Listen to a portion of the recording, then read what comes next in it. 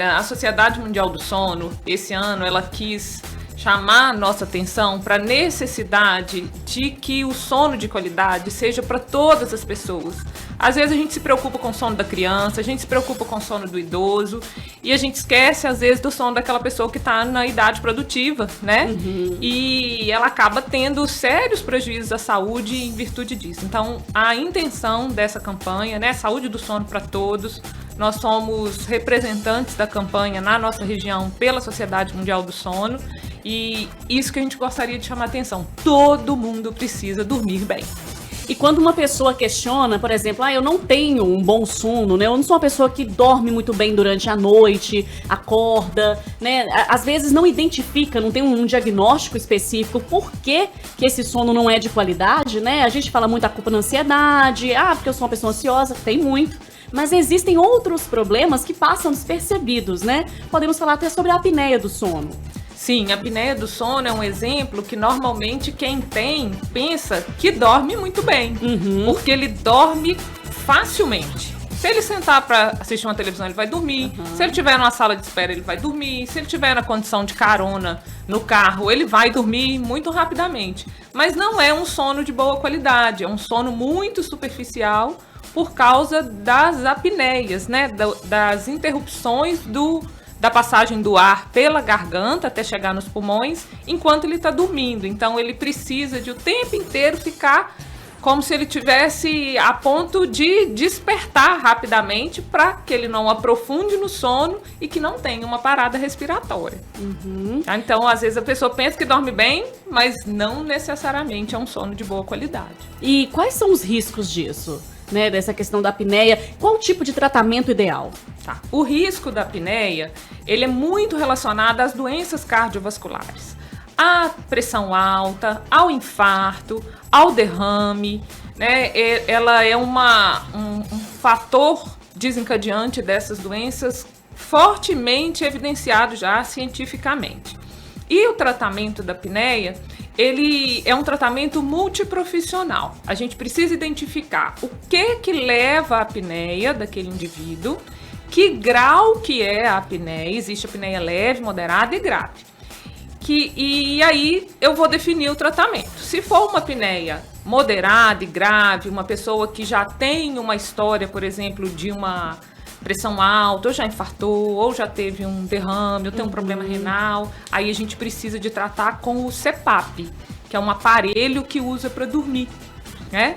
Agora, se é uma pessoa que tem uma apneia leve e que é em virtude de um aumento de peso, uma má postura, uma fraqueza da musculatura da garganta, aí a gente consegue, junto com o dentista, fazer um tratamento usando um dispositivo intraoral, um aparelho, né?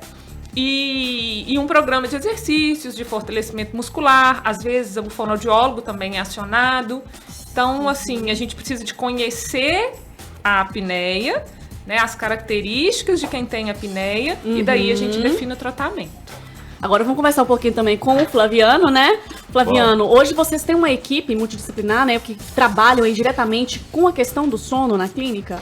Então, o papel nosso, até com essa campanha, esse ano, ele veio muito chamar essa atenção, já que a Sociedade Mundial do Sono traz que, como se diz, né, é um direito de todos dormir bem, assim como todos têm um direito à saúde, a Organização Mundial de Saúde traz esse conceito de saúde de uma forma mais ampla, então o sono está envolvido nessa tríade, que é sono, né, atividade física e alimentação. Então essa é uma discussão interessante. E o tratamento do sono, ele tem se tornado cada vez mais multidisciplinar, interdisciplinar, ou seja, várias profissões de saúde envolvidas nesse cenário. Sim. Porque não existe uma bala de prata, uma pílula mágica que resolve todos os problemas com uma só ação. Muitas vezes você precisa da ação de um médico, da ação de um nutricionista, de um fisioterapeuta, de uma empresa especializada para te dar um suporte, de um fonoaudiólogo para trabalhar algum tipo de terapia. Então, essa interação é que a gente tem discutido nos últimos meses e no último ano, porque ninguém faz nada sozinho, né? E muitas vezes o paciente fica perdido, né? Ou o usuário, ou as pessoas que têm dúvida, ficam um pouco perdidos nesse cenário. Então a gente quer incentivar, a gente quer sensibilizar, a gente quer trazer cada vez mais a educação sobre o tema para a mesa, né? Então, ou seja, muitas vezes o sono, ou o ronco, ou a sonolência tem um estigma, tem uma brincadeira, tem uma zoação, Sim. etc. Mas tudo bem, faz parte desse contexto, né? Inclusive o Kekel ronca bastante. Então, nós precisamos Você já tratar... dormiu comigo pra saber se eu Eu ronco? fiquei sabendo, o vizinho escuta, parede lá, ó, dá pra ouvir. Caramba. Já o vizinho que falou comigo. Então, nós precisamos olhar isso. Porque isso faz parte. Mas a hora que aí chega em algum momento, fala, opa, peraí, deixa eu ver se isso realmente faz sentido. Então, por isso que é importante uma equipe, né, para envolver esse cenário e discutir essas ações. Olha só, a Heloísa do Recanto Verde em Timóteo, ela tá perguntando se o bruxismo e a apneia têm alguma coisa a ver uma coisa com a outra e qual tipo de exame faz para ver o problema da apneia e qual o sintoma de cada um. Pode acontecer de forma associada. Quando existe o bruxismo relacionado à apneia, a gente sempre pede uma avaliação do dentista, que é o profissional, né, que é melhor capacitado para poder tratar o bruxismo. Algumas vezes, o dentista vai conseguir implementar um dispositivo, né, um aparelho que resolva as duas coisas, tá? E pode ser que o próprio bruxismo faça as apneias serem em maior intensidade. Tá? Então é muito importante, né, se essa for uma situação que ela percebe que vivencia, ela procurar o auxílio de um dentista do sono. Tem os dentistas que são especialistas em tratamento de sono. E o exame que ela perguntou que faz para apneia, né, é uma polissonografia, né, que tem alguns tipos de polissonografia, tem algumas que têm indicação para fazer em hospitais e outras o exame pode ser feito de forma domiciliar, que é para um foco específico, principalmente para a apneia, que é um distúrbio respiratório. Então, para a apneia seria a polissonografia, para o bruxismo vale a pena um bate-papo com o dentista, uma consulta com o colega. Cara, porque bruxismo é uma coisa, assim, danada, né? Tinha uma pessoa que eu conhecia que tinha, cara, os dentes ficavam realmente cerrados, eles diminuíram. Sim. Cara, a pessoa, cara, acho que de noite, uma vez eu dormia, né, na casa aí, a gente tava enfim, todo mundo junto, e eu via de noite, cara, é um troço louco, ele fica, sabe, igual a lixo o dente. Sim. Kekel, tem mais perguntas aí, não tem? Temos o Agnaldo aqui que mandou pergunta pra gente aqui, ó. Vamos conferir a pergunta aqui do Agnaldo? Vamos lá. Vambora então. Bom dia, Kekel. Bom dia, Mayra. Kekel e Mayra, perguntar pra doutora Juliana se o fato da gente, que é homem, né, às vezes perder o sono à noite, principalmente de madrugada, e dá sono de dia. E eu sei, tem uma variação no sono muito grande. E a outra questão é o seguinte, às vezes muito cansaço durante o dia, se uma vitamina resolve ou se isso pode estar ligado à andropausa. Isso, pra gente que já passou dos 50 um pouquinho, tá bom? Bom dia, mais ouvintes. E aí? Nosso amigo Agnaldo, né? De PH. Vamos lá, Agnaldo. Agnaldo, obrigado pela pergunta. Muito importante sua pergunta. Olha só, o sono durante o dia, né, o cansaço, deve estar muito relacionado a não estar dormindo bem durante a noite, tá? Se você acorda durante a noite e tem dificuldade de voltar a dormir, faz a gente pensar que pode existir uma insônia. E a insônia, ela tem vários fatores relacionados à insônia. Pode ser que tenha uma ansiedade, né, um excesso de preocupações com as coisas da vida, né, do dia a dia. Pode ser que existe um componente depressivo e pode ser também uma mudança hormonal, uma carência de algum tipo de vitamina. Então, a sua pergunta em relação à andropausa, né? Pode ser que ela esteja impactando nessa dificuldade de sono à noite? Pode. Mas quando a gente vai investigar todas as questões que podem estar relacionadas, inclusive os seus hábitos para dormir, que pode ser que se fizer um ajuste no seu hábito de dormir, no horário de dormir, de manter o quarto, o ambiente da casa e o quarto escuro na hora de dormir, de procurar deixar o quarto melhor ventilado para ficar um pouco mais fresco, do quarto estar organizado, evitar de levar o celular para a cama ou de ficar assistindo televisão na hora de dormir. Isso também contribui para a gente ter um sono de boa qualidade. Mas se toda noite acorda e tem dificuldade de voltar a dormir, precisa de procurar a ajuda de um profissional do sono. Isso é uma verdade, viu? A Mayra sabe disso. Eu falei que eu tirei, né, a televisão do quarto e joguei a televisão na sala.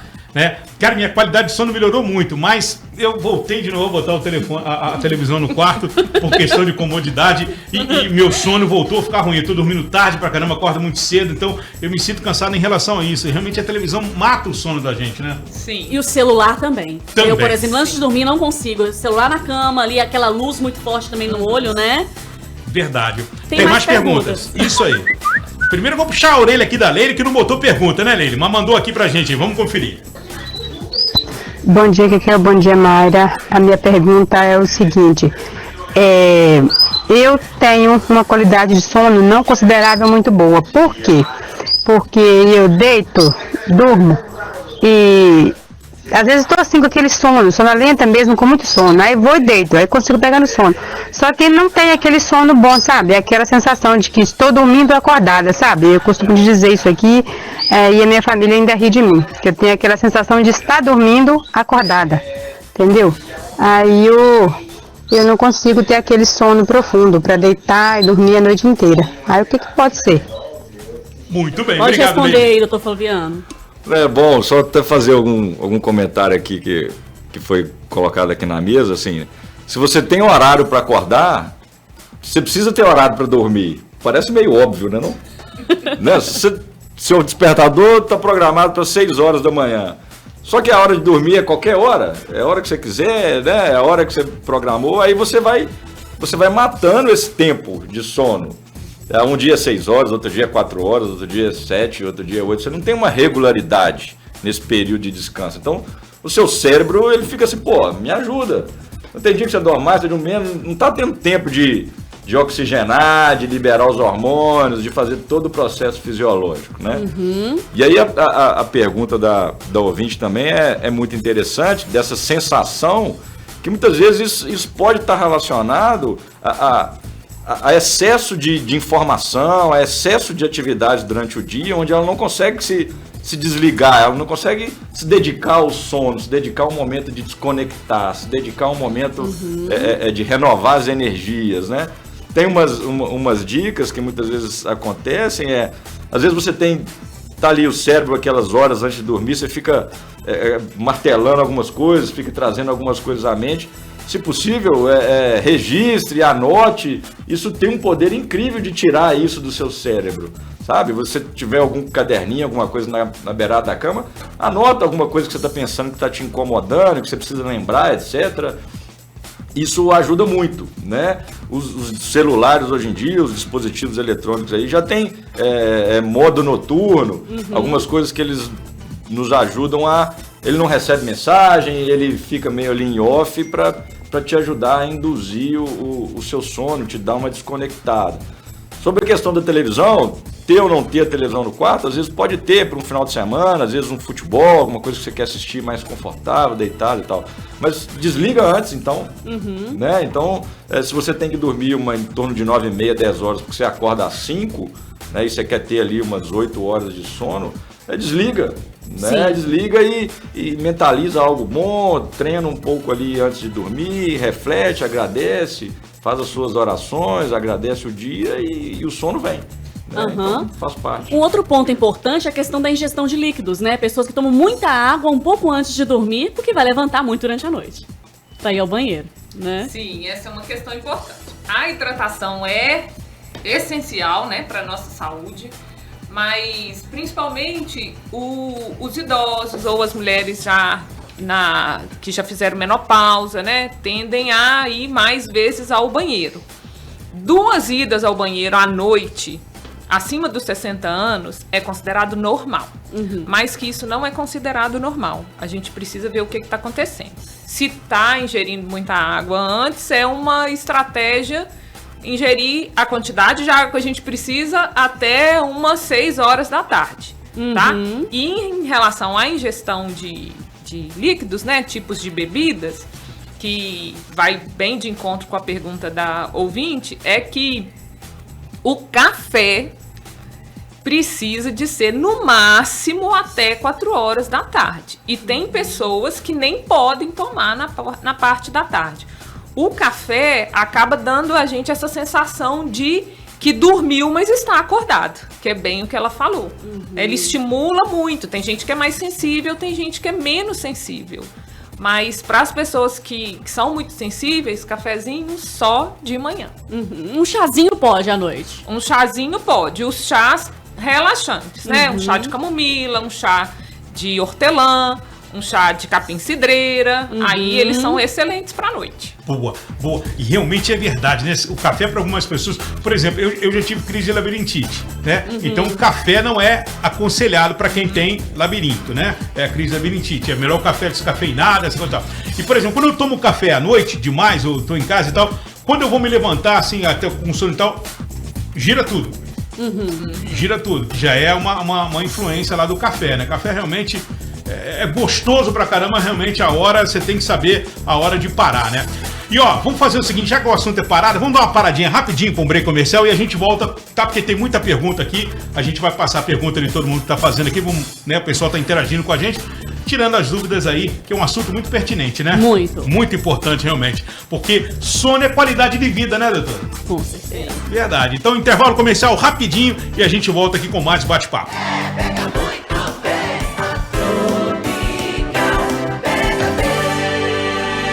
Bom dia! Bom dia, Tropical! Bom dia, Tropical! Estamos de volta já com os nossos convidados aqui no nosso bate-papo de hoje. E hoje com a doutora Juliana Reis, fisioterapeuta do sono, e também com o doutor Flaviano da Respire. Bom, vamos continuar falando então, tem várias perguntas para vocês aqui, né? Nós estamos falando sobre a qualidade do sono, você que ligou o rádio aí agora, ou ligou o aplicativo. Nós estamos falando aqui sobre qualidade do sono, falamos sobre a apneia, falamos aí sobre o bruxismo, né? Sobre os cuidados necessários. E vamos continuar aí com mais perguntas, Kekel.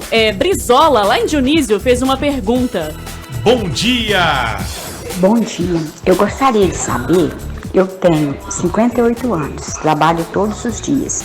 Então, à noite, se eu deitar tipo assim 8 horas, se eu acordar meia-noite, já não durmo mais. Se eu deitar meia-noite e acordar 2 horas, já não durmo mais. Eu não durmo 4 horas por noite. Gostaria de saber.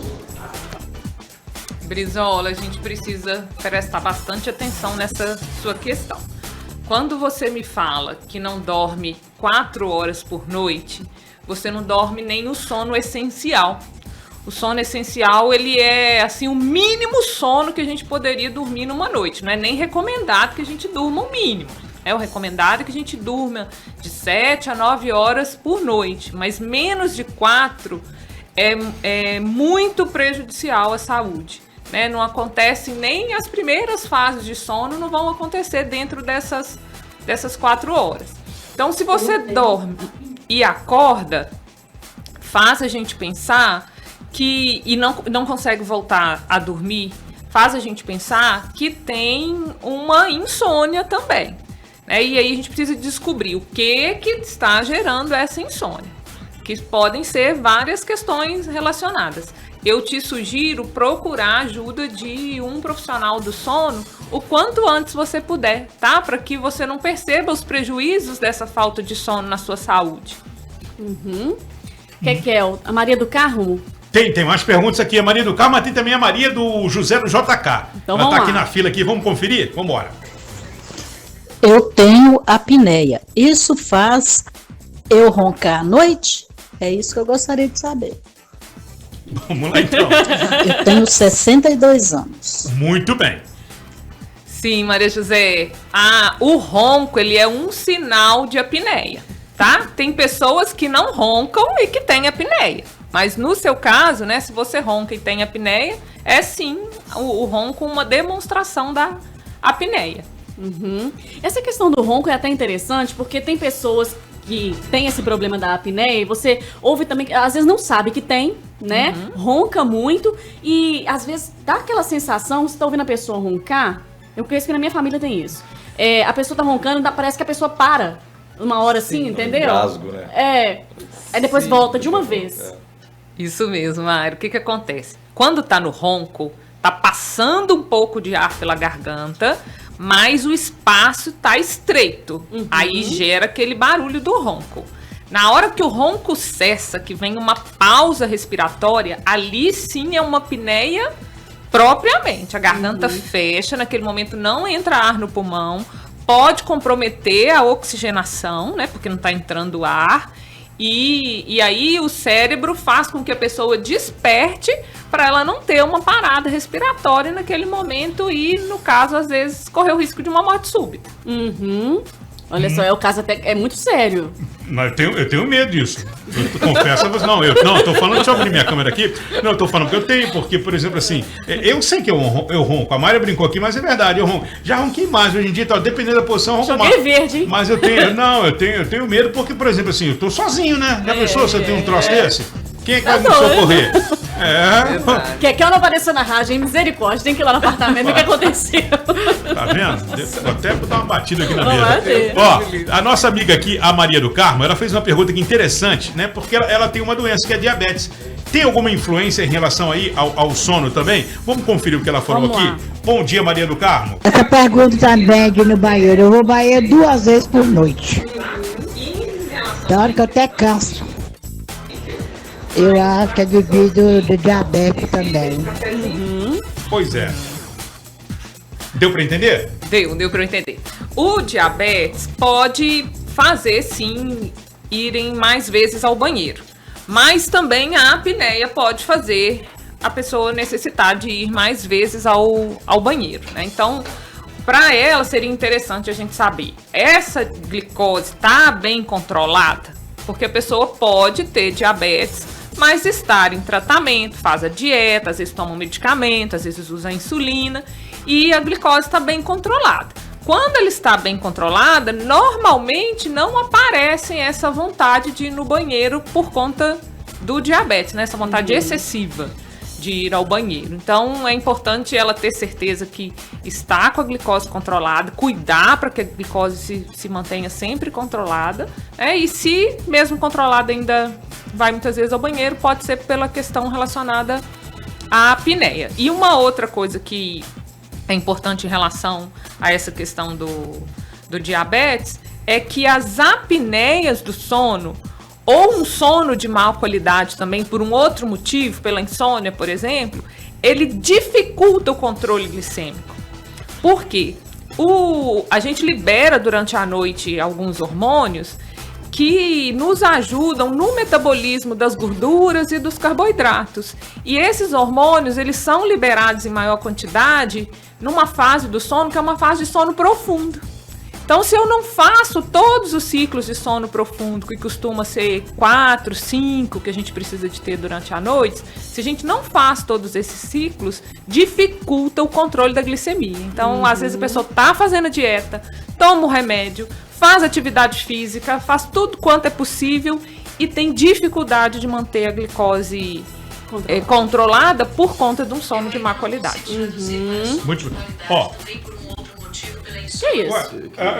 Aqui, Seu telefone tá te ouvindo tá aqui. todo mundo querendo participar aqui, todo mundo querendo aqui. Até o Neo Magalhães entrou aqui, ele penetra aqui agora há pouco na imagem. Isso aqui, você sabe o que é isso? É por causa da Siri. Eu acho que a Siri, tudo que escuta, ela quer repetir. Ela quer repetir. Só pode. Até a Siri quer, viu? Até a Siri tá nos dando audiência. Mas aqui, o nosso amigo o José Antônio aqui, ele perguntou uma coisa aqui muito pertinente, que a gente falou sobre o café agora há pouco, né? E ele questionou aqui sobre a relação do álcool também com o sono, né? A pessoa que consome uma grande quantidade de álcool, se, por exemplo, assim, aí o cara, né, tá, vamos lá, vamos traduzir aqui pro português popular. O cara encheu, né, a cara, aí pagou em casa e tal, dormiu porque, né, bebeu demais. Mas é um sono realmente ou não? Porque, né, aquilo que a gente falou sobre o falso sono. Você acha que você está dormindo, mas na verdade você não descansa, não faz seu organismo trabalhar da forma que tem que trabalhar, né, doutor? Então, o álcool é um capítulo à parte, né, nesse processo, né, mas algumas características que podem prejudicar, por exemplo, o excesso do álcool, muitas vezes ele pode provocar um excesso de relaxamento de toda a musculatura nossa do corpo. Uma delas, que seria essa musculatura da região do pescoço, da região da base da língua, isso estreita a passagem do ar. Então aí tem aquelas que falam, não, você só bebe, você só ronca quando bebe, né? Porque o álcool favorece esse relaxamento maior da musculatura e esse relaxamento estreita a passagem do ar da via aérea, que limita uma ventilação, limita uma respiração melhor e compromete o seu sono, além de outros fatores que o álcool pode comprometer. Essa questão de ir muito ao banheiro, o excesso de álcool por causa, às vezes, do excesso de líquido que é ingerido com álcool, também faz você ir muito ao banheiro. Tem pacientes que a gente acompanha alguns exames, eles, durante o sono, por exemplo, onde a frequência cardíaca devia ser 50, 55, 60 batimentos, tem frequência cardíaca média de 120, 130, como se eu estivesse fazendo um exercício, caminhando. Isso ele está dormindo. Então isso é o fluxo sanguíneo dentro do corpo, é como se eu estivesse fazendo um exercício, né? Então aí, por isso você também vai muito ao banheiro, porque o rim está filtrando. Em vez dele diminuir a frequência cardíaca para você ter menos fluxo de sangue lá no rim e filtrar menos, você está um processo muito acelerado e durante o sono, que deveria ser um momento para você proteger uma série de órgãos, né? Então essa questão da ida ao banheiro também. Agora o álcool, quanto menos, melhor, né? Principalmente para dormir. Tá dado o recado aí, viu? Nós temos outra pergunta aqui da Joana Dark, né? Aqui de Timóteo. Joana, bom dia! Faça a sua pergunta aqui. Bom dia, Kekel. Bom dia, Mayra. Aqui eu gostaria de perguntar à médica aí, porque quando eu durmo, eu apago. Só acordo no outro dia, 5 horas, que é o horário que eu acordo, 5h30, que é o horário que eu acordo para me trabalhar. E levanto só 2 vezes para beber água. Eu não tenho hábito de ir no banheiro à noite. Isso é normal? Bom, primeiro que bom que você dorme, né? Bom, ótimo.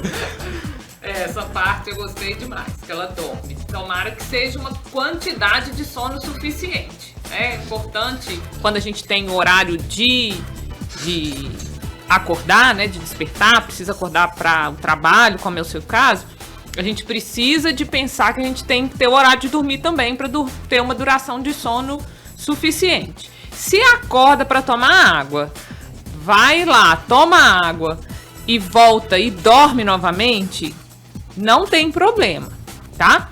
O que eu te sugeriria é, para não ter a necessidade desses despertares durante a noite, é ingerir mais líquido durante o dia, distribuir melhor a quantidade de líquido que toma durante o dia, para talvez não ter a necessidade de ingerir líquido à noite. Agora, prestar atenção também, se não tá precisando de tomar água, porque tá ficando com boca seca à noite. Às vezes a boca seca chama pra gente atenção de que a gente não tá respirando bem durante o sono. Então pode ser que roncou ou dorme respira muito pela boca durante o sono e tem alguma coisa por trás disso daí. Mas só acordar, tomar água, voltar, não seria um problema se as outras coisas estiverem resolvidas. Tá? Muito bem. Posso fazer uma perguntinha, Mara, para a gente encerrar? Que a gente está com o nosso tempo também esgotadaço. Agradecer mais uma vez aí todo mundo que participou. Hoje é o dia, nós estamos falando de felicidade aqui na nossa enquete. Sim, hoje é o Dia Internacional da Felicidade. E eu acho o seguinte, quando se dorme bem, você acorda bem e acorda feliz. Certo? Então, o brasileiro dorme bem? Num contexto geral. Num contexto geral, o brasileiro não dorme bem. Não dorme bem. Tá? A gente tem poucos diagnósticos de distúrbio do sono, né? O acesso ainda, ele não é um acesso, vamos falar assim, para todos, né? E por isso que a Sociedade Mundial do Sono quer chamar atenção, não é só o brasileiro, o mundo inteiro, né? Não dorme bem. E aqui no Brasil a gente tem as questões relacionadas, né, aos trabalhos de turno, às jornadas muito longas de trabalho e pouco tempo para poder dormir. O sono ainda não é culturalmente uma questão que a gente se atenta para ela na nossa saúde, como o Flaviano falou, né? O pilar de saúde é atividade física regular, uma alimentação balanceada e um sono de qualidade. A gente ainda não chegou na parte do sono da forma que a gente precisa. Então, infelizmente, né, o nosso país ainda não é um país onde as pessoas, de uma maneira geral, dormem bem. Mas nós estamos aqui, né, Flaviano, sim, muito motivados e dedicados a fazer essa realidade mudar. Flaviano?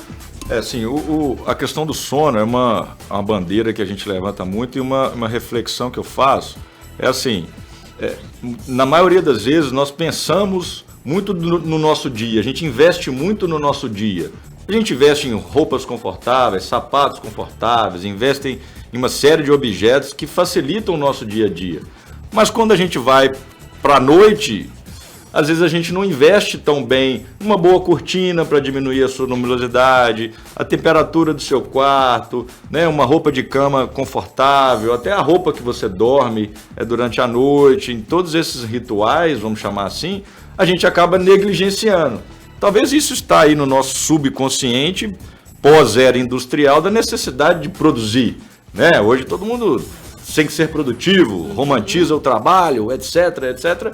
E a gente vai comendo algumas horas. Né? Se você trabalhar 10 horas por dia, tem que dormir 8 a 9, sobrou o que para você fazer? Né? Uma hora você almoça, lanche, outra hora você faz academia, faz as contas. Não sobra nada, não sobra tempo mais para você fazer as coisas, né? Não tem nem tempo de ir no banheiro às vezes. Então, assim, a felicidade, todo esse contexto que vocês estão trazendo aqui, o sono está intimamente envolvido, ligado. Então, o recado nosso é: procure mais informações sobre o seu sono, faça uma reflexão sobre como você se considera em relação à sua felicidade, em relação ao seu sono, e procure ajuda, procure informação, procure ajuda. Muito obrigado pelo espaço aí, viu, gente? Grande abraço. Nós a gente agradece, né, por esse tema tão importante, né, que foi falado aqui. E claro que numa próxima oportunidade a gente volta a falar sobre, né, Kekel? Com certeza. E bom, e a frase final é o seguinte: não tenha medo de dormir, durma. Tá com sono? Vai dormir. Exatamente. Entendeu? Isso, né? O pessoal fala assim, né? Tem aquela história que fala assim: ih, tá perturbando demais, vai dormir, vai. Então vai dormir, porque dormir é bom. Tá viu? nervoso a pescar, aí, né? Vai, tá com sono, vai dormir. Isso aí, porque é bom dormir, é importante dormir. Dormir faz bem, muito bem. Obrigado, né? Até a próxima, então. A gente espera que tenha, porque o assunto é muito bacana. Acabou o tempo. Acabou. Infelizmente acabou, viu? 11h20 aqui no Bom Dia.